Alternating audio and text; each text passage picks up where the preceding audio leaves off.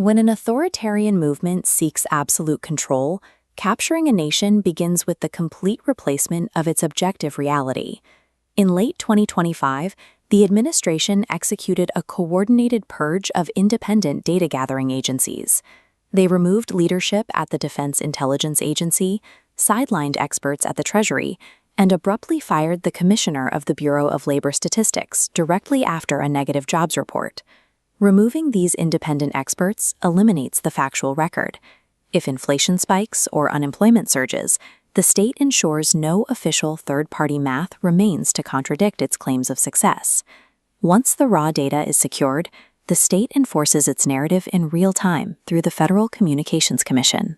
The FCC publicly threatened to pull the broadcast licenses of major networks, while weaponizing the equal time rule to block late-night hosts from interviewing political candidates, leading to the outright suspension of shows like Jimmy Kimmel Live.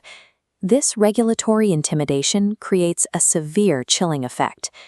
To survive, media networks begin preemptively altering their editorial decisions and silencing their own commentators.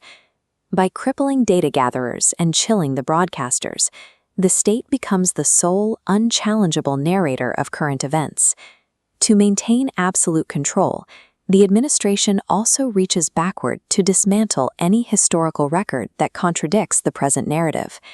Federal agencies have begun de-indexing vital public documents and deploying blocks against web crawlers to prevent the Internet Archive from backing up data from official repositories. The purge moves from digital databases into physical, public-facing historical spaces.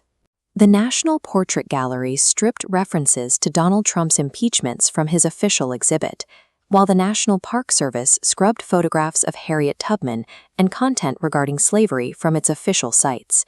With the past and present secured, the state targets the future by shaping the ideology of the next generation. The administration dismantled the Department of Education and restructured national curricula to eliminate DEI programs and restrict academic freedom in the classroom. These three temporal vectors, past, present, and future, form a closed loop of information control.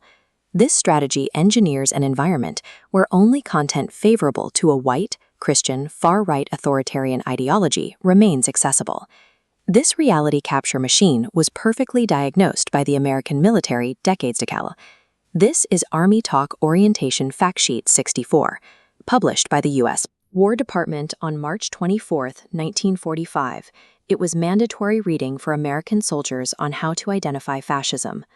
This specific anti-fascism manual has vanished from official government digital repositories, surviving only on the independent archive platforms the administration is currently suppressing.